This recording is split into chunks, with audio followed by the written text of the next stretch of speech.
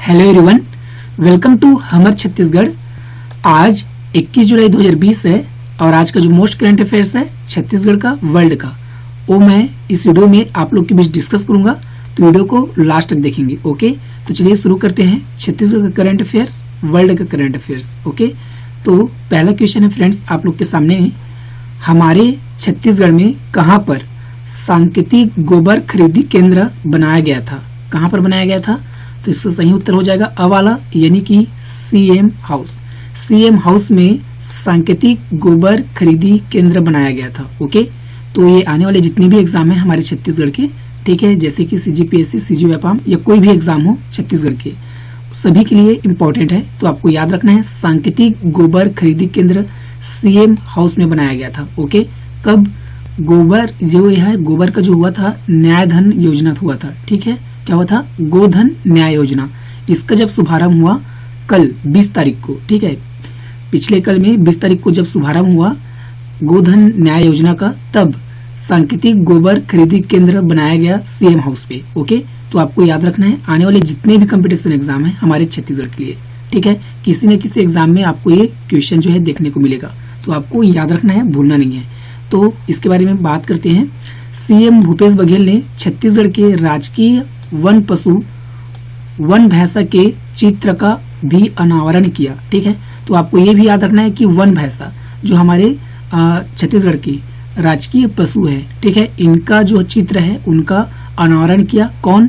CM Bhupesh Baghel ने। ठीक है, तो आपको याद रखना है, ये याद रखना है वन भैंसा का जो चित्र का अनावरण किया वो, और ये याद रखना है कि सांकेतिक गोबर खरीदी केंद्र जो है बनाया गया था सीएम हाउस में। ठीक है, सीएम हाउस कहाँ है? रायपुर में। तो आपको याद रखना है। ओके, तो फ्रेंड्स अगला क्वेश्चन है आप लोग के सामने, बलौदाबाजार जिले में, कहा? बलौदाबाजार जिले में गोधन न्याय योजना की शुरुआत कहां से हुआ? कहां से हुआ? तो इसका सही उत्तर हो जाएगा ख वाला, यानी कि ग्राम टीला। ग्राम टीला में गोधन न्याय योजना की शुरुआत हुआ। तो आपको याद रखना है। अब बलौदाबाजार में हुआ तो ऐसे तो जो है गोधन न्याय योजना, ठीक है, छत्तीसगढ़ के बहुत सारे जिले में शुरुआत हुआ। ठीक है, तो बलौदाबाजार इंपॉर्टेंट क्यों है? तो इम्पोर्टेंट ये इसलिए बलौदाबाजार क्योंकि ग्राम टीला में, ठीक है, जब गोधन न्याय योजना की शुरुआत हुआ ग्राम टीला में, तो यहाँ पे मुख्य अतिथि कौन थे? स्वास्थ्य मंत्री टी.एस. सिंहदेव जी। कौन थे? स्वास्थ्य मंत्री टी.एस. सिंहदेव जी यहाँ पे मुख्य अतिथि थे ग्राम टीला में गोधन न्याय योजना की जब शुरुआत हुआ तब। इसलिए ये क्वेश्चन जो है इम्पोर्टेंट है आने वाले एग्जाम के लिए, तो आपको याद रखना है, भूलना नहीं है। फ्रेंड्स मैं हमेशा कहता हूँ आप नोट डाउन कीजिए, स्क्रीनशॉट लीजिए, हेड राइटिंग कीजिए, कुछ भी कीजिए, पर आप याद कीजिए, क्योंकि आने वाले जितने भी एग्जाम हैं उनके लिए सारे क्वेश्चन इंपॉर्टेंट है जो मैं इस वीडियो में डिस्कस करता हूँ। ओके, तो आपको याद रखना है, भूलना नहीं है। तो चलिए इसके बारे में बात कर लेते हैं। बात बलौदाबाजार का है, तो बलौदाबाजार के बारे में जानिए आप। बलौदाबाजार आपको ये दिख रहा है मैप में, ठीक है, ये बलौदाबाजार है। यहाँ से पहला क्वेश्चन क्या बनता है? मैप से। तो मैप से पहला क्वेश्चन यही बनता है कि भाई कोई जिला या कोई राज्य कितने राज्यों से, कितने जिलों से घिरा है, ये पूछा जाता है। ठीक है, तो इसका सही आंसर क्या होगा कि बलौदाबाजार 7 जिलों से घिरा है। कौन कौन सा? एक तो मुंगेली से घिरा है, बिलासपुर से, जांजगीर चांपा से, रायगढ़, महासमुंद, रायपुर, बेमेतरा। ठीक है, कुल 7 जिलों से घिरा हुआ है बलौदाबाजार। तो आपको याद रखना है जिला गठन बलौदा का हुआ 2012 में, मातृ जिला है रायपुर। रायपुर से अलग होकर 2012 में जिला बलौदाबाजार का गठन हुआ। ठीक है, जिला मुख्यालय बलौदाबाजार का है बलौदाबाजार, और यहाँ पे नेशनल हाईवे है 130B। ओके, तो आपको याद रखना है नगर पालिका परिषद है बलौदाबाजार जिला का भाटापारा और बलौदाबाजार। ओके, आपको ये भी याद रखना है। तहसील और विकास खंड जो है बलौदाबाजार में 6 है। कितने हैं? 6। कौन कौन सा? बलौदाबाजार, भाटापारा, सिमगा, बिलाईगढ़, कसडोल, पलारी। ठीक है, तो आपको याद रखना है। आपको बिल्कुल भी बोर नहीं होना है, स्किप नहीं करना है वीडियो को, क्योंकि आप किसी भी चीज को जितने बार आप रिवाइज करते हो, जितने बार आप रिवाइज करते हो, उतने ही बार आपके माइंड में स्ट्रांगली सेव हो जाता है। ठीक है, तो आपको याद रखना है, आप जितनी बार रिवाइज करोगे आपके लिए उतने ही ज्यादा बेनिफिशियल है। ठीक है, तो चलिए अगला क्वेश्चन यहाँ पे आप लोग के सामने फ्रेंड्स, छत्तीसगढ़ सरकार की महत्वाकांक्षी गोधन न्याय योजना के पहले दिन ही करीब कितने हजार क्विंटल गोबर की खरीदी की गई? कितने हजार क्विंटल? तो इसका सही आंसर हो जाएगा अ वाला, यानी कि 2000 क्विंटल। ठीक है, पहले ही दिन जब गोधन न्याय योजना के का शुभारंभ किया गया, ठीक है, तो पहले ही दिन 2000 क्विंटल, ठीक है, लगभग 2000 क्विंटल गोबर का खरीदी किया गया। तो ये एक रिकॉर्ड है, तो आपको याद रखना है पहले ही दिन में 2000 क्विंटल मायने रखता है। ठीक है, तो आपको याद रखना है गोधन न्याय योजना की शुरुआत कब हुआ? हरेली पर्व पे। हमारे छत्तीसगढ़ का पहला त्योहार हरेली पर्व पे, ठीक है, हरेली फेस्टिवल पे जो है गोधन न्याय योजना का शुरुआत हुआ और इसी दिन, ठीक है, 2000 क्विंटल, लगभग 2000 क्विंटल गोबर की खरीदी की गई। तो आपको याद रखना है। ओके, चलिए इसके बारे में और बहुत सारी फैक्ट है वो हम डिस्कस करते हैं। ठीक है, तो यहाँ पे पहला फैक्ट ये है कि 1000, ठीक है, 642 गठानों में करीब 2000 क्विंटल गोबर की खरीदी की गई। कितना? 1642 गठानों में। ओके, राज्य के 11277 पशुपालकों ने गौठानों में गोबर बेचा। कितने लोगों ने? 11277 पशुपालक है, उन्होंने गौठानों में क्या बेचा? गोबर बेचा। ठीक है, तो आपको याद रखना है 5000 से ज्यादा गौठानों की स्वीकृति दी जा चुकी है। ये भी याद होना चाहिए कि 5000 से, हमारे छत्तीसगढ़ में 5000 से ज्यादा गौठानों की स्वीकृति दी जा चुकी है। इनमें से 2785 गौठान बनकर जो है तैयार हो चुके हैं। कितना? 2785। 5000 में 2785 जो गौठान है बन चुके हैं और कुल 5000 स्वीकृति दिया है गवर्नमेंट ने, सीजी गवर्नमेंट ने। तो आपको याद रखना है, भूलना नहीं है। ओके, क्योंकि ये जो नंबर ऑफ गौठान है, ठीक है, गौठानों की जो संख्या है एग्जाम में डेफिनेटली आपको देखने को मिलेगा, किसी एग्जाम में आपका जो है छत्तीसगढ़ का देखने को मिलेगा। इसलिए जो भी डिटेल, जो भी फैक्ट यहाँ पे मैं डिस्कस करता हूँ सारी आप रिवाइज कीजिए, हैंड राइटिंग कीजिए, कुछ भी कीजिए पर याद कीजिए। ओके, योजना के तहत सरकार पशुपालकों से 2 रुपए किलो की दर से गोबर खरीदेगी और फिर उसे जैविक खाद तैयार किया जाएगा। ठीक है, पहले तो 1.5 रुपए बोल रहे थे, फिर बाद में इसको 2 रुपए तय किया गया। ठीक है, तो आपको याद रखना है अमाउंट। ठीक है, ये जो सेलिंग अमाउंट है गोबर का, ठीक है, उसको आपको याद रखना है। 2 रुपए किलो गवर्नमेंट ने तय किया है, फिक्स किया है, तो आपको याद रखना है, भूलना नहीं है। ओके फ्रेंड्स, तो फ्रेंड्स यहाँ पे अगला टॉपिक ये है कि फैक्ट ये है कि सीएम हाउस में गौठान का आदर्श मॉडल बनाया गया। तो एग्जाम में आपको कैसे क्वेश्चन देखने को मिलेगा मैं आपको बताता हूँ। पूछा जाएगा कि आदर्श मॉडल जो है, ठीक है, गौठान का आदर्श मॉडल कहाँ बनाया गया? तो आपको याद रखना है सीएम हाउस में। सीएम हाउस में बनाया गया गौठान का आदर्श मॉडल। ठीक है, तो आपको ये भी याद रखना है क्योंकि ये आने वाले एग्जाम के लिए इंपॉर्टेंट है, वेरी वेरी। ओके, तो अगला क्वेश्चन है फ्रेंड्स यहाँ पे, भूपेश बघेल ने, किसने? मुख्यमंत्री भूपेश बघेल ने किस जिले में गोधन न्याय योजना की शुरुआत के साथ ही कितने करोड़ रुपए के विकास एवं निर्माण कार्यों का लोकार्पण एवं भूमि पूजन किया? ठीक है, तो कितना? इसका सही उत्तर हो जाएगा ख वाला, यानी कि 102 करोड़ रुपए। मुख्यमंत्री भूपेश बघेल ने गोधन न्याय योजना के तहत शुरुआत जैसी ही हुआ 20 तारीख को हरेली पर्व पे, तो वैसे ही उन्होंने क्या किया? 102 करोड़ रुपए के निर्माण कार्यों का लोकार्पण किया। ठीक है, तो किस जिले में, कहने का मतलब यहाँ पे थोड़ा सा टाइपिंग मिस्टेक है। ठीक है, 2 क्वेश्चन एक साथ हो गए हैं। एक्चुअली में ये दुर्ग जिले में, कौन से जिले में? दुर्ग जिले में। ठीक है, दुर्ग जिले के पाटन में हुआ है, तो आपको ध्यान में रखना है। ठीक है, तो क्वेश्चन इस प्रकार से मैं फिर से पढ़ देता हूँ। मुख्यमंत्री भूपेश बघेल ने दुर्ग जिले में गोधन न्याय योजना की शुरुआत के साथ ही कितने करोड़ रुपए के विकास एवं निर्माण कार्यों का लोकार्पण एवं भूमि पूजन किया? तो आपको याद रखना है दुर्ग जिले के पाटन में, कौन से? पाटन ब्लॉक में।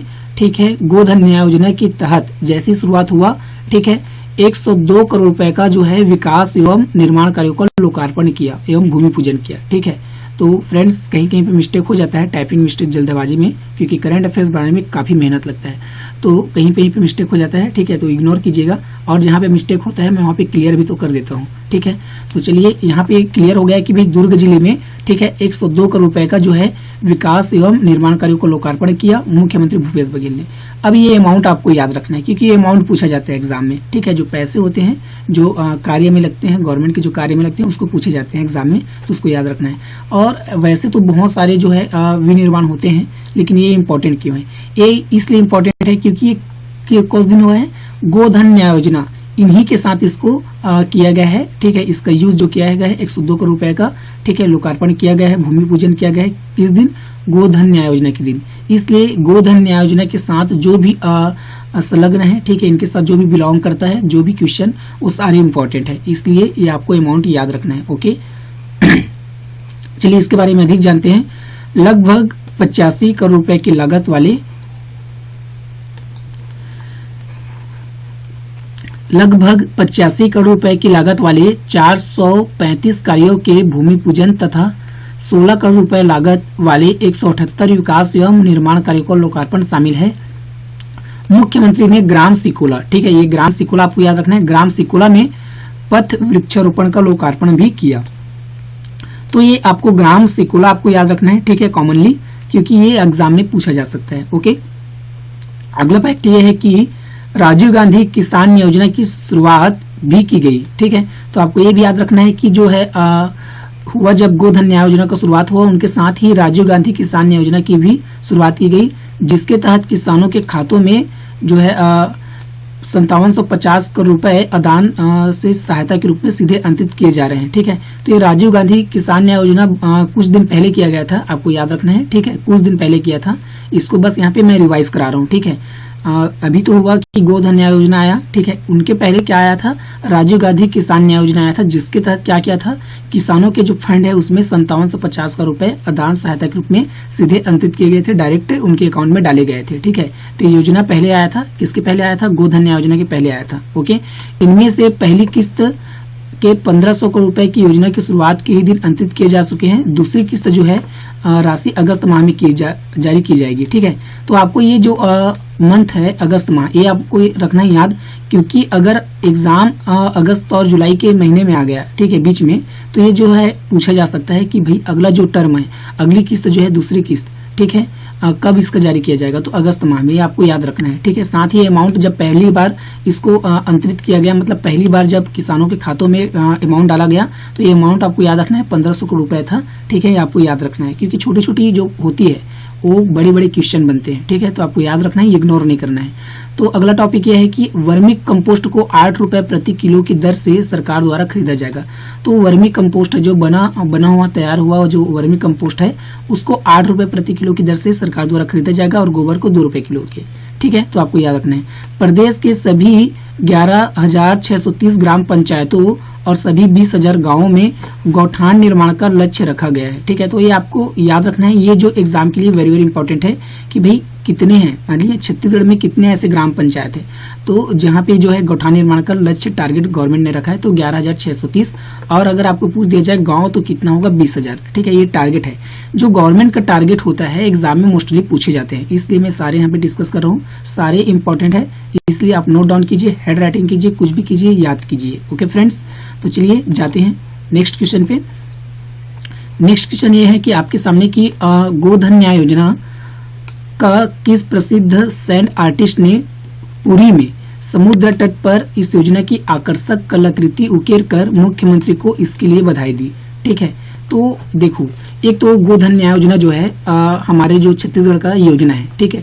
अब इससे रिलेटेड जो भी मतलब एक्टिविटी होती है उनको तो एग्जाम में डेफिनेटली पूछा जाएगा, इसलिए गोधन न्याय योजना से रिलेटेड जो भी एक्टिविटी है वो सारी चीजें आपको याद रखनी होगी, ठीक है। इसलिए यहाँ पे जो है मैं आपको बता रहा हूँ कि भाई गोधन न्याय योजना का किस प्रसिद्ध सैंड आर्टिस्ट ने पुरी में समुद्र तट पर इस योजना की आकर्षक कलाकृति उकेर कर मुख्यमंत्री को इसके लिए बधाई दी। तो इसका सही उत्तर हो जाएगा ग वाला, यानी कि सुदर्शन पटनायक। सुदर्शन पटनायक जो है ये क्या है, एक आर्टिस्ट है, सैंड आर्टिस्ट। रेत में क्या करता है, कलाकृति करता है। रेत होता है, बालू जो होता है नदी में, उसमें कलाकृति ये करता है, ठीक है, और उसमें अपना जो कला है उसको प्रदर्शन करता है। तो जब गोधन न्याय योजना का शुभारंभ छत्तीसगढ़ में हुआ, तो सुदर्शन पटनायक जो कि आर्टिस्ट है, सैंड आर्टिस्ट, उन्होंने पुरी में समुद्र तट पर क्या किया, जो है आकर्षक कलाकृति, गोधन न्याय योजना से संबंधित आकर्षक कलाकृति को उकेर कर मुख्यमंत्री को क्या दिया, बधाई दिया, ठीक है। तो आपको याद रखना है, भूलना नहीं है बिल्कुल भी। ओके फ्रेंड्स, तो चलिए बात करते हैं, आप यहाँ पे सुदर्शन पटनायक की है तो हम इनके बारे में जान लेते हैं, और गोधन न्याय योजना जो कलाकृति इन्होंने उकेरा है उनको देख लेते हैं, ठीक है। तो ये है सुदर्शन पटनायक ने जो गोधन न्याय योजना का जो कलाकृति रेत में उकेरा है, ये ठीक है पुरी के है, ठीक है। पुरी कहाँ है, उड़ीसा में। तो आपको याद रखना है, पुरी के समुद्र तट में सुदर्शन पटनायक ने, ठीक है, गोधन न्याय योजना को क्या किया है, अपने कलाकृतियों से उकेरा है, और इसको बधाई देने के लिए सीएम भूपेश बघेल को। ओके, तो आपको याद रखना है। साथ ही साथ आपको याद रखना है कि यहाँ पे लिखा है, ये है गाय पर जननीति गोबर खरीदेगी भूपेश बघेल की सरकार, ठीक है। तो आपको याद रखना है, भूलना नहीं है। ओके, अब बात आती है सुदर्शन पटनायक की। तो आप इमेज में देखिए, ये है सुदर्शन पटनायक, ये है सैंड आर्टिस्ट। ओके, तो आपको ये भी ध्यान रखना है, क्योंकि ये गोधन न्याय योजना से जुड़ा हुआ है, ठीक है। और गोधन न्याय योजना से जो भी एक्टिविटी है, जो भी फैक्ट है, वो आपको याद रखना है, भूलना नहीं है। ओके, तो फ्रेंड्स अगला क्वेश्चन आप लोग के सामने म्यू थाई, ठीक है, म्यू थाई चैंपियनशिप 2020 का आयोजन किया गया। इसमें कौन सा जिला को पहला स्थान मिला है, ठीक है। तो ये वेरी वेरी इंपॉर्टेंट है, आने वाले जितने भी एग्जाम है हमारे छत्तीसगढ़ के सभी एग्जाम के लिए बहुत ही ज्यादा इंपॉर्टेंट है। ठीक है, तो म्यू, इसको मैं भी बोलते हैं, क्या बोलते हैं, मैं थाई भी बोलते हैं, म्यू थाई भी बोलते हैं, दोनों आपको याद रखना है। क्या, मैं, ठीक है, और एक तो म्यू, दोनों बोलते हैं इसको। ठीक है, कभी कभी मैं बोल दिया जाता है, कभी कभी म्यू बोल दिया जाता है। तो म्यू थाई चैंपियनशिप 2020 या मैं थाई चैंपियनशिप 2020 दोनों एक ही है। ठीक है, तो आपको याद रखना है कि म्यू थाई चैंपियनशिप 2020 का आयोजन किया गया और इसमें, ठीक है, कोरबा जिला को पहला स्थान मिला। कौन से जिले को, कोरबा जिले को। तो ये म्यू थाई क्या है ये जानना बहुत जरूरी है। ठीक है, एक्चुअल में जो म्यू थाई जो ये जो खेल है क्या है, एक प्रकार से खेल है। ठीक है, तो ये खेल जो है थाईलैंड का राष्ट्रीय खेल है। कहाँ का, थाईलैंड जो देश है वहां का राष्ट्रीय खेल है म्यू थाई। ठीक है, और म्यू थाई चैंपियनशिप 2020 का वर्चुअल रूप से क्या हुआ, आयोजन हुआ हमारे छत्तीसगढ़ में और इसमें कोरबा को पहला स्थान मिला। किसको, कोरबा को, और रायपुर को मिला है 5वां स्थान। तो आपको याद रखना है, रायपुर को 5वां मिला है, कोरबा को पहला स्थान मिला है म्यू थाई चैंपियनशिप में। ठीक है, और इस साथ ही आपको ये याद रखना है कि ये जो थाईलैंड का राष्ट्रीय खेल है म्यू थाई। ठीक है, तो आपको याद रखना है। अब ये खेल है तो किस टाइप का खेल है ये जानना बहुत जरूरी है। तो चलिए इसके बारे में चर्चा करते हैं। कोरोना संक्रमण के बीच म्यू थाई खिलाड़ियों को मानसिक रूप से तैयार करने के लिए राज्य स्तरीय वर्चुअल आभासी म्यू थाई चैंपियनशिप 2020 का आयोजन किया गया। ठीक है, जिसमें कोरबा पहले स्थान पर और रायपुर 5वें स्थान पर रहा है। ठीक है, तो ये वर्चुअल रूप से हुआ है, तो आपको याद रखना है। इनका ऑनलाइन उद्घाटन राष्ट्रीय म्यू थाई फेडरेशन के महासचिव डीसी भोला ने 25 जून को किया था। 25 जून को इसका जो है ऑनलाइन उद्घाटन किया था। कौन, जो है म्यू थाई फेडरेशन है उनके महासचिव डीसी भोला ने 25 जून को इसका उद्घाटन किया था। ठीक है, तो आपको ये भी याद रखना है, महासचिव का नाम याद रखना है और डेट आपको याद रखना है 25 जून को। ठीक है, अगला टॉपिक ये है कि राज्य के म्यू थाई खिलाड़ी आगामी राष्ट्रीय वर्चुअल म्यू थाई चैंपियनशिप अगस्त में और अंतर्राष्ट्रीय वर्चुअल म्यू थाई चैंपियनशिप सितंबर में भाग लेंगे। ठीक है, तो आपको याद रखना है कि जो है राष्ट्रीय जो वर्चुअल म्यू थाई चैंपियनशिप होगा उसमें अगस्त में भाग लेंगे खिलाड़ी। ठीक है, और जो उसका अंतर्राष्ट्रीय होगा वर्चुअल उसमें कब लेंगे, सितंबर में। तो ये आपको दोनों जो मंथ है आपको याद रखना है क्योंकि ये मंथ बहुत ही ज्यादा इंपॉर्टेंट है आने वाले जितने भी कंपटीशन एग्जाम है हमारे छत्तीसगढ़ के। ओके, ये किसी भी कंपटीशन एग्जाम हो सकता है हमारे इंडिया के। ठीक है, उनके लिए एग्जाम है तो इम्पोर्टेंट है, तो आपको याद रखना है। ओके, अब ये खेल जो होता है एक इस टाइप से है, ये देख लो आप इमेज में, इस टाइप से होता है खेल जिसमें थाई का इस्तेमाल किया जाता है। ठीक है, किसका इस्तेमाल किया जाता है, थाई का इस्तेमाल किया जाता है इस खेल में। ठीक है, इसलिए इसको म्यू थाई खेल का नाम दिया गया है, तो आपको याद रखना है। ओके, अब अगला क्वेश्चन यहाँ पे है। अगला क्वेश्चन में जाने से पहले आप कोरबा के बारे में जानिए क्योंकि ये कोरबा इसमें पहले स्थान पर है। म्यू थाई में कोरबा पहले स्थान पर है, रायपुर 5वें स्थान पर है। तो आप कोरबा के बारे में जानिए। कोरबा ये आपको मैप में दिखाई दे रहा है। पहला क्वेश्चन क्या बनेगा कि कोरबा कितने जिलों से घिरा है, कितने जिलों से, 7 जिलों से। कौन कौन सा, एक तो गौरेला पेंड्रा मरवाही हो गया, दूसरा कोरिया हो गया, तीसरा सूरजपुर, चौथा सरगुजा, 5वां रायगढ़, 6वां जांजगीर चांपा और 7वां बिलासपुर। कुल 7 जिलों से जो है कोरबा जिला है घिरा हुआ है, जुड़ा हुआ है, सीमा साझा करता है। तो आपको याद रखना है, भूलना नहीं है क्योंकि यहाँ से मोस्टली एग्जाम में मैप से क्वेश्चन बनते हैं। ठीक है, तो आपको याद रखना है। मैं फिर बोलूंगा, आप स्क्रीनशॉट लीजिए, हेड राइटिंग कीजिए, नोट डाउन कीजिए, कुछ भी कीजिए पर याद कीजिए। ओके फ्रेंड्स, जिला गठन कोरबा का हुआ 1998 में। मातृ जिला है बिलासपुर में। ठीक है, जिला मुख्यालय और नगर निगम है कोरबा। ठीक है, कोरबा का नगर पालिका परिषद है दीपका कटघोरा। तहसील और विकास खंड है फ्रेंड्स यहाँ पे कोरबा में 5 है। एक तो कोरबा है, कटघोरा है, पाली है, करतला है, पोड़ी उपरोड़ा है। पोड़ी उपरोड़ा हर बार बताता हूँ मैं आप लोग को, पोड़ी उपरोड़ा जैसे ही आप नाम सुने आपको याद आ जाना चाहिए कि पोड़ी उपरोड़ा जो है छत्तीसगढ़ का सबसे बड़ा तहसील है। और साथ ही ये भी पता होना चाहिए कि बिल्हा जो है छत्तीसगढ़ का सबसे बड़ा विकास खंड है। क्या है, विकास खंड। बिल्हा जो है बिलासपुर जिला में है और बिलासपुर जो है वो बिल्हा विकास खंड के अंतर्गत आता है। ठीक है, तो बिल्हा सबसे बड़ा विकास खंड है हमारे छत्तीसगढ़ में और पोड़ी उपरोड़ा जो कि कोरबा में है छत्तीसगढ़ का सबसे बड़ा तहसील है। और सबसे ज्यादा तहसील का है जांजगीर चांपा जिला में है, तो ये आपको याद रखना है। ओके, विधानसभा क्षेत्र फ्रेंड्स कोरबा में है पाली, रामपुर, कटघोरा, कोरबा। इस तरह से 4 विधानसभा क्षेत्र हैं, तो आपको याद रखना है, भूलना नहीं है क्योंकि विधानसभा क्षेत्र जो है एग्जाम में मोस्टली पूछे जाते हैं, आपको याद रखना है, भूलना नहीं है। ओके, एनटीपीसी है कोरबा में। क्या है, एनटीपीसी। अब एनटीपीसी का यहाँ पे 2 मीनिंग है। सबसे पहले जो कोरबा में एनटीपीसी है उसका मीनिंग मैं बताता हूँ। 2 मतलब की फुल फॉर्म है। क्या है full form, national thermal power corporation. क्या है, नेशनल थर्मल पावर कॉर्पोरेशन। और दूसरा जो फुल फॉर्म है वो रेलवे के क्षेत्र में, वो क्या है, नॉन टेक्निकल पॉपुलर कैटेगरी, क्या नॉन टेक्निकल पॉपुलर कैटेगरी, तो दोनों आपको याद रखना है। अब यहाँ पे जानते हैं हम जो एनटीपीसी है कोरबा में, उसके बारे में जानते हैं। इसका जो स्थापना हुआ एनटीपीसी का, नेशनल थर्मल पावर कॉर्पोरेशन का, 1978 में हुआ और उत्पादन शुरू हुआ 1983 में। तो ये दोनों जो है सन पूछे जाते हैं एग्जाम में, तो आपको याद रखना है। 2600 मेगावाट यहाँ पे उत्पादन होता है और जमनी पाली में है क्या, एनटीपीसी, ठीक है। कोरबा के जमनी पाली में एनटीपीसी स्थित है, तो आपको याद रखना है। सार्वजनिक उपक्रम के अंतर्गत आता है एनटीपीसी, तो ये भी आपको ध्यान रखना है। बाल्को है कोरबा में, जिसका स्थापना 24/11/1965 यानी कि 24 नवंबर 1965 को हुआ। स्थापना बाल्को का, उत्पादन हुआ 1975 में शुरू हुआ और उत्पादन के लिए, यहाँ पे उत्पादन के लिए बक्साइट का इस्तेमाल किया जाता है, तो ये भी आपको याद रखना है। संयुक्त उपक्रम 2001 से रूस एवं हंगरी की सहायता से हुआ। संयुक्त उपक्रम बनाइए बाल्को, तो आपको याद रखना है, ठीक है, रूस एवं हंगरी, ठीक है, तो दोनों ही आपको याद रखना है। तो फ्रेंड्स यहाँ पे आपको याद रखना है कि एनटीपीसी सार्वजनिक उपक्रम के अंतर्गत आता है और संयुक्त उपक्रम 2001 के अंतर्गत आया बाल्को, ठीक है, तो आपको ध्यान में रखना है। फ्रेंड्स ये भी याद रखना है कि श्यामा प्रसाद मुखर्जी ताप विद्युत गृह का स्थापना जो है 2007 में हुआ, ठीक है, जिसमें 500 मेगावाट यहाँ पे जनरेट होता है। हथकरघा उद्योग है कोरबा में। तो ये जो भी फैक्ट है फ्रेंड्स, मैं आपको कोरबा के बारे में किसी भी जिला या किसी भी स्टेट या किसी भी कंट्री के बारे में अगर आपको मैं डिस्कस करता हूँ वीडियो में, तो सारे इंपॉर्टेंट होते हैं आपके जितने भी आने वाले एग्जाम है उनके लिए, ठीक है। इसलिए आप सिंसियरली आप क्या है वीडियो को देखिए, ठीक है, और शेयर कीजिए। तो यहाँ पे अगला क्वेश्चन है फ्रेंड्स आप लोग के सामने, विश्व शतरंज दिवस कब मनाया जाता है, ठीक है। तो मोस्टली आप लोग को पता होगा कि जो डे होता है, ठीक है, दिवस होता है, एग्जाम में मोस्टली पूछे जाते हैं, चाहे कोई भी एग्जाम हो, वर्ल्ड का एग्जाम हो, ठीक है, इंडिया का एग्जाम हो, स्टेट लेवल का एग्जाम हो, सेंट्रल जो लेवल का एग्जाम हो, ठीक है, दोनों में पूछे जाते हैं डे, क्या, दिवस पूछे जाते हैं। तो विश्व शतरंज दिवस कब मनाया गया, कब मनाया गया, खवाला से उत्तर हो जाएगा 20 जुलाई।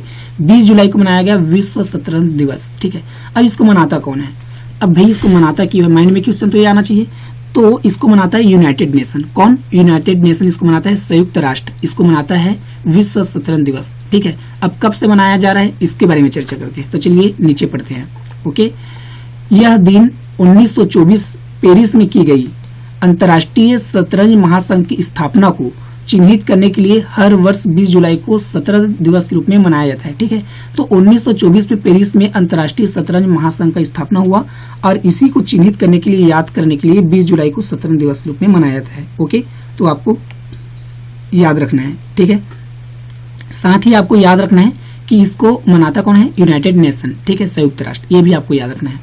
फ्रेंड्स अगला क्वेश्चन है आप लोग के सामने, किसने IL-76 विमान के लिए P7 हैवी ड्रॉप सिस्टम विकसित किया है, ठीक है। तो किसने किया है, इसका सही आंसर हो जाएगा गवाला यानी कि डीआरडीओ ने किया है IL-76 विमान के लिए P7 हैवी ड्रॉप सिस्टम, ठीक है। तो ये जो दोनों टर्म है, ठीक है, P7 हैवी ड्रॉप सिस्टम और IL-76 विमान, इसका जो है विकास तो किया डीआरडीओ ने, ठीक है। तो हम तीनों के बारे में जानेंगे, IL-76 विमान, P7 heavy drop system, DRDO, ठीक है, तीनों के बारे में जानेंगे, ओके। तो सबसे पहले हम यहाँ पढ़ते हैं कि IL-76 वाहन की मदद से 7 टन सैन्य उपकरणों को उतारा जा सकेगा। जैसे कि ये विमान है IL-76, इसके मदद से आसमान से जैसे कि कोई भी विमान उड़ रहा है तो वहां से हम 7 टन जो सैन्य उपकरण है उसको नीचे उतार सकते हैं इस वाहन की मदद से, ओके। और P7 हैवी ड्रॉप सिस्टम की मदद से दुर्गम, ठीक है, यहाँ पे दुर्गम है, क्या है, दुर्गम स्थानों पर वाहनों को उतारा जा सकेगा।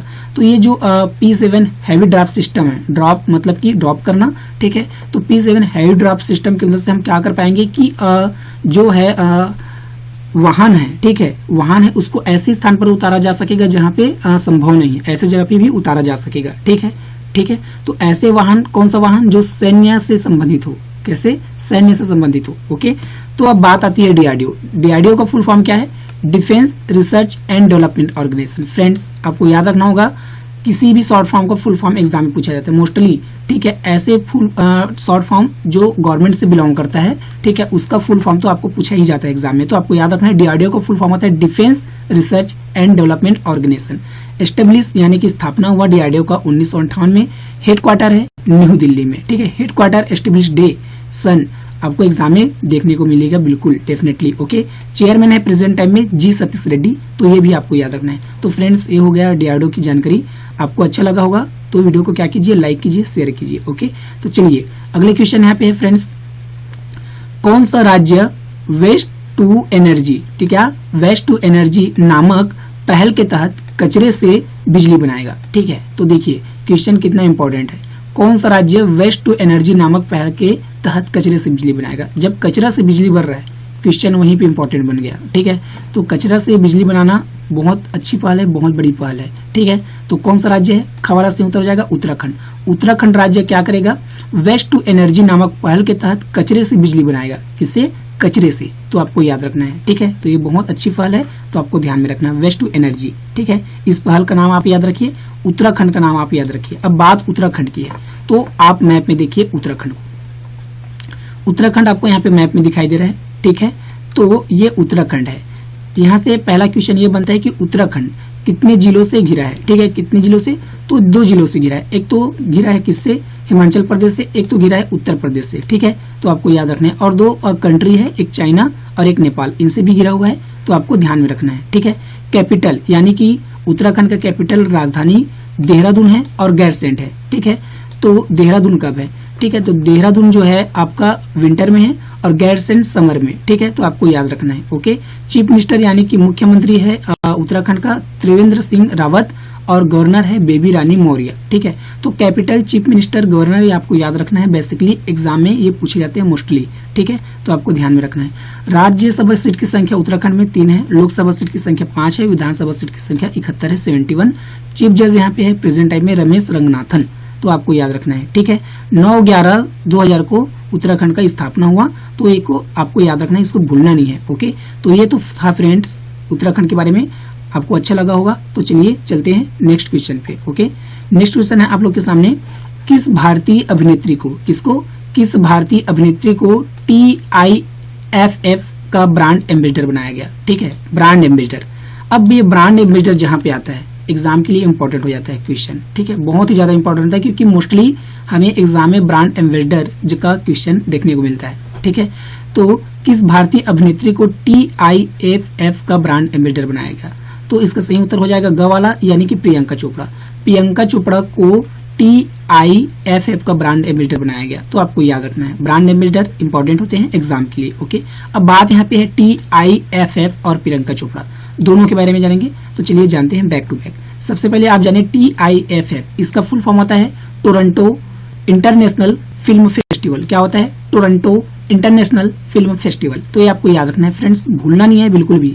स्टेब्लिश हुआ इसका 1976 में। ओके, 1976 में इसका एस्टेब्लिश हुआ और हेडक्वार्टर है टोरंटो कनाडा में। ठीक है, कनाडा का जो है ये फेस्टिवल है। ठीक है, इंटरनेशनल फिल्म फेस्टिवल है टोरंटो। ठीक है, टोरंटो कनाडा का जगह है, स्थान है, तो आपको याद रखना है। ओके, अब जानते हैं प्रियंका चोपड़ा। प्रियंका चोपड़ा तो सभी जानते हो। ठीक है, लेकिन यहाँ पे मैं कुछ ऐसी चीजें बता रहा हूँ जो आप जानते नहीं होंगे, मोस्टली लोग जानते भी नहीं है। ठीक है, तो चलिए आप पहले प्रियंका चोपड़ा को इमेज में देखिए, ये है प्रियंका चोपड़ा। ठीक है, ये भारतीय अभिनेत्री है और यही बनी है टोरंटो की क्या, ब्रांड एम्बेसडर। ठीक है, तो टोरंटो कहाँ का है, टोरंटो मीन्स की TIFF मतलब कि टोरंटो इंटरनेशनल फिल्म फेस्टिवल। ठीक है, कनाडा का फेस्टिवल है, फिल्म फेस्टिवल, और वहाँ की ब्रांड एम्बेसडर बनी है प्रियंका चोपड़ा। ठीक है, तो प्रियंका चोपड़ा के बारे में मोस्टली लोग क्या नहीं जानते, तो इसका डेट ऑफ बर्थ नहीं जानते, ये पैदा कहाँ हुई है ये नहीं जानते। तो चलिए मैं आपको बता देता हूँ। बर्न इनका हुआ बर्न ऑन 18 जुलाई 1982, 18 जुलाई 1982 को इसका जन्म हुआ। कहाँ, जमशेदपुर बिहार में। ठीक है, तो आपको याद रखना है, ये भूलना नहीं है। ठीक है, तो चलिए फ्रेंड्स जाते हैं अगले क्वेश्चन पे। अगला क्वेश्चन ये है फ्रेंड, किस भुगतान एप्लीकेशन के भारत का पहला, किस भुगतान एप्लीकेशन ने, ठीक है यहाँ पे के नहीं होगा, यहाँ पे ने होगा, क्या होगा, ने, किस भुगतान एप्लीकेशन ने भारत का पहला नंबरलेस कार्ड लॉन्च किया है। तो किस भुगतान एप्लीकेशन ने, तो वाला से हो जाएगा फैम पे। ठीक है, एक तो गूगल पे है, ठीक है, फोन पे, उसी तरह क्या है, फैम पे है। ठीक है, तो फैम पे जो भुगतान एप्लीकेशन है, उन्होंने क्या किया, भारत का पहला नंबरलेस कार्ड लॉन्च किया, जहां पे इस कार्ड में कोई नंबर नहीं होगा। ठीक है, तो ऐसे में इस कार्ड के थ्रू अब ऐसे बच्चे जो कि नाबालिग हैं, ठीक है, वो भी इसका इस्तेमाल पैसे जो है मनी ट्रांजेक्शन के लिए इसका यूज कर सकता है। ठीक है, तो जो नाबालिग बच्चे हैं, ठीक है, वो लोग क्या कर सकते हैं, नंबरलेस इस कार्ड के थ्रू, फैम पे के थ्रू अब पैसे ट्रांजेक्शन कर सकते हैं। ठीक है, तो ये एप्लीकेशन का आप नाम याद रखिए, फैम पे। ओके, क्योंकि एप्लीकेशन सॉफ्टवेयर पूछे जाते हैं जो नए बनते हैं, जो बेनिफिशियल होते हैं, उनके बारे में एग्जाम में पूछा जाता है, तो आपको याद रखना है। ओके, भूलना नहीं है। तो फ्रेंड्स अगला क्वेश्चन यहाँ पे है एसबीआई कार्ड्स और पेमेंट सर्विसेज के एमडी एंड सीईओ, ठीक है, कौन बने हैं? तो इसका सही उत्तर हो जाएगा खवाला, यानी कि अश्वनी कुमार तिवारी, ठीक है। अश्वनी कुमार तिवारी एसबीआई कार्ड्स और पेमेंट सर्विस के क्या बने हैं? एमडी एंड सीईओ बने हैं। ओके फ्रेंड्स, तो आपको याद रखना है Ashwani Kumar Tiwari MD and CEO बने हैं। एमडी मतलब कि मैनेजमेंट डायरेक्टर, ठीक है, सीईओ चीफ एग्जीक्यूटिव ऑफिसर, तो दोनों आपको याद रखना है। अब बात यहाँ पे है अश्वनी कुमार तिवारी की, तो आप इसको इमेज में देखिए, ये है, ठीक है, तिवारी जी, तो आपको याद रखना है यही बने एसबीआई कार्ड्स के पेमेंट के, ठीक है, एमडी एंड सीईओ, ठीक है, तो आपको याद रखना है, भूलना नहीं है। ओके, क्योंकि एसबीआई यानी कि बैंक से रिलेटेड एग्जाम में क्वेश्चन बनता है, इसलिए इंपॉर्टेंट है। ओके, ध्यान में रखना है। अब चलते हैं फ्रेंड्स अगले क्वेश्चन पे। अगला क्वेश्चन है फ्रेंड्स आप लोग के सामने, भारत ने रणनीतिक पेट्रोलियम रिजर्व विकसित करने के लिए किस देश के साथ समझौता किया है? तो किस देश के साथ? तो इसका सही उत्तर हो जाएगा कौन देश? इसका गवाला, किसके साथ? अमेरिका। अमेरिका के साथ किया है भारत ने, क्या किया है? रणनीतिक पेट्रोलियम रिजर्व विकसित करने के लिए अमेरिका के साथ समझौता किया है, तो आपको याद रखना है भारत ने रणनीतिक पेट्रोलियम रिजर्व, ठीक है, विकसित करने के लिए अमेरिका के साथ समझौता किया है। तो फ्रेंड्स मैं आपको बता देता हूँ, अपना इंडिया, अपना देश, अपना भारत जब किसी भी देश के साथ कोई समझौता करता है, ठीक है, तो वो समझौता जो होता है एग्जाम में पूछा जाता है कि कौन से देश के साथ क्या समझौता किया है भारत ने। ये क्वेश्चन मोस्टली आपको एग्जाम में देखने को मिलता है। अगर नहीं आप एग्जाम में अभी नए अभी एग्जाम दिलाने वाले हैं तो आपको बिल्कुल डेफिनेटली देखने को मिलेंगे। ओके, तो आपको याद रखना है कि कोई भी देश के साथ हमारा देश भारत जब रणनीतिक या कोई भी समझौता करता है तो वो पूछा जाता है एग्जाम में, ठीक है, तो आपको ध्यान में रखना है, भूलना नहीं है। ओके फ्रेंड्स, तो चलिए बात यहाँ पे है किसका? अमेरिका का। तो अमेरिका के बारे में जानेंगे। अमेरिका ये जो है आपको मैप में दिखाई दे रहा है, ठीक है, यूनाइटेड स्टेट बोलते हैं, क्या बोलते हैं? यूनाइटेड स्टेट बोलते हैं अमेरिका को। इनका जो कैपिटल है वाशिंगटन डीसी है, ठीक है, आपको याद रखना है राजधानी अमेरिका का वाशिंगटन डीसी है। और ये जो वाशिंगटन डीसी जो है अमेरिका की राजधानी पोटोमेक नदी के किनारे है। कौन सी नदी के किनारे? पोटोमेक नदी के किनारे। इसको कई बार एग्जाम में पूछा गया है, इसलिए आपको याद रखना है, ठीक है। प्रेसिडेंट है अमेरिका का डोनाल्ड ट्रंप और करेंसी यहाँ पे चलता है अमेरिकी डॉलर। करेंसी जो है और president, prime minister, capital exam में पूछे जाते हैं किसी भी कंट्री का। जो कंट्री हमारे इंडिया से किसी न किसी प्रकार से बिलोंग करता है, संबंधित है, उस कंट्री के बारे में एग्जाम में क्वेश्चन बनता है, तो आपको याद रखना है। ओके, महाद्वीप उत्तरी अमेरिका में आता है, ठीक है, उत्तरी अमेरिका में आता है अमेरिका, तो आपको याद रखना है। मिसूरी नदी, मिसूरी नदी क्या है? जो अमेरिका है वहां की सबसे लंबी बड़ी नदी है, ठीक है, तो आपको याद रखना है सबसे बड़ी नदी कौन है? मिसूरी नदी अमेरिका का, ठीक है, तो आपको याद रखना है। फ्रेंड्स अब चलते हैं अगले क्वेश्चन पे।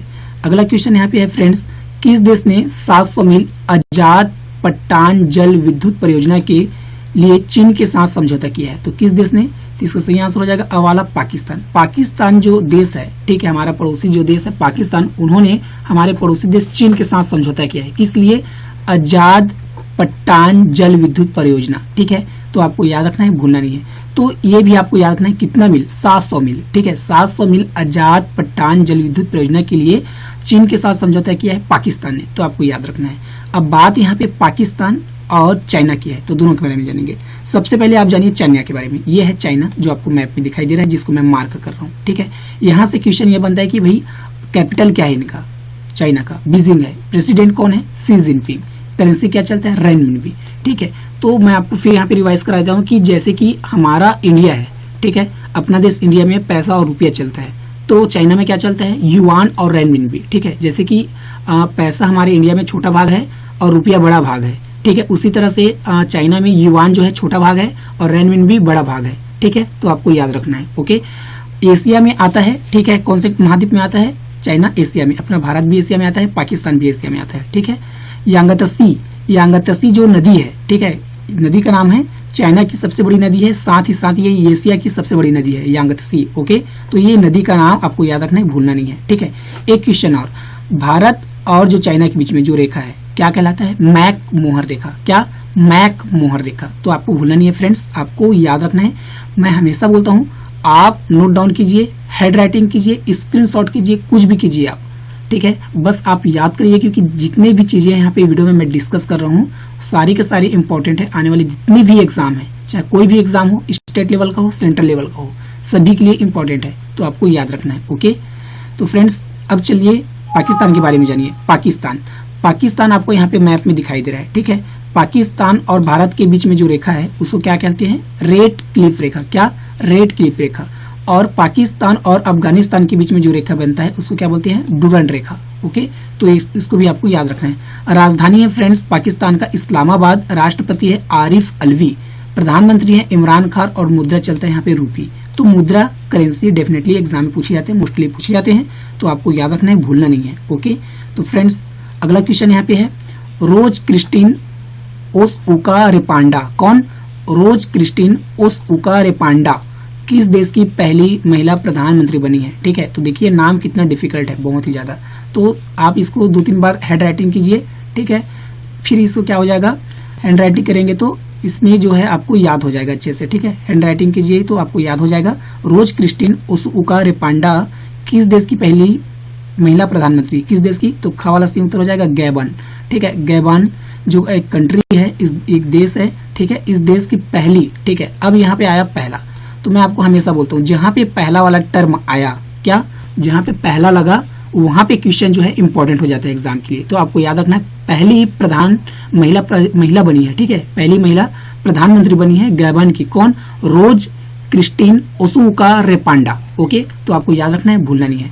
अब बात यहाँ पे रोज क्रिस्टीन ओसुका रेपांडा और गैबान की, तो दोनों के बारे में जानेंगे। सबसे पहले जानिए आप प्रधानमंत्री को, ये है रोज क्रिस्टीन ओसुका रेपांडा जो कि पहली महिला प्रधानमंत्री बनी है, कहाँ की? गैबान की, ठीक है। तो आपको याद रखना है इस प्रधानमंत्री का नाम, इसको फेस को अच्छे से देख लीजिए, आपको याद हो जाएगा। ओके, तो चलिए अब जानते हैं हम लोग गैबान के बारे में। ये है आपको मैप में दिख रहा है गैबान, ठीक है, ये अफ्रीकन कंट्री है। क्या है? अफ्रीकन कंट्री है गैबान। ओके, इनका कैपिटल का नाम क्या है? लिब्रेविली। क्या है? लिब्रेविली कैपिटल का नाम है गैबान का। प्रेसिडेंट है प्रेजेंट टाइम में गैबान का अली बोंगो ओंडिम्बा। कौन? Ali Bongo ओंडिम्बा। तो ये जो है फॉरेन जो कंट्री होते हैं वहाँ के जो प्रेसिडेंट है, प्राइम मिनिस्टर, वहाँ के लोग जो होते हैं उनका नाम थोड़ा सा अजीब टाइप से होता है, तो आप इसको हेड राइटिंग करेंगे तो आपको याद हो जाएगा, ठीक है। तो चलिए इसके बारे में जानते हैं। पीएम तो बन गया है, कौन बने हैं? अभी पहली महिला प्रधानमंत्री बनी है रोज क्रिस्टीन ओसुका रेपांडा, इसको तो मैं बता चुका हूँ। करेंसी आप याद रखिए इसका गैबान का central African CFA Frank currency exam में पूछा जाता है। तो ये जो फ्रैंक होता है CFA, ये जो अफ्रीकन कंट्री है उनका होता है, ठीक है। जो जहां पे आपको करेंसी देखने को मिला CFA फ्रैंक, तो समझ लीजिए भैया ये अफ्रीकन कंट्री है। ओके, तो फ्रेंड्स आज की वीडियो में इतना ही। वीडियो आपको पसंद आया है तो सिंपली मैं रोज बोलता हूँ, आज भी बोलता हूँ, ठीक है, कि आप वीडियो पसंद आया तो क्या करना है, लाइक करना है और आपको शेयर करना है। शेयर क्यों करना है फ्रेंड्स? क्योंकि नॉलेज को शेयर करने से नॉलेज बढ़ता है, घटता नहीं। इसलिए आप इस नॉलेज को, इस वीडियो को शेयर कीजिए। और चैनल में पहली बार आए हैं तो क्या कीजिए, सब्सक्राइब कीजिए, साथ ही साथ बेल आइकन को प्रेस कीजिए ताकि हमारे जितने आने वाले वीडियो हैं आपको डायरेक्ट आपके मोबाइल पे मिल सके। अगर आप इसका PDF चाहते हैं तो आप ये जो टेलीग्राम में कॉन्सेप्ट क्लासेस CG लिखा है, क्या लिखा है? टेलीग्राम में कॉन्सेप्ट क्लासेस CG करके सर्च कीजिएगा, हमारा चैनल ज्वाइन कर लीजिएगा। आपको हमारे वीडियो का जो है यहाँ पे करंट अफेयर जो डिस्कस किए हों उनका PDF आपको मिल पाएगा, ठीक है। तो friends thank you so much.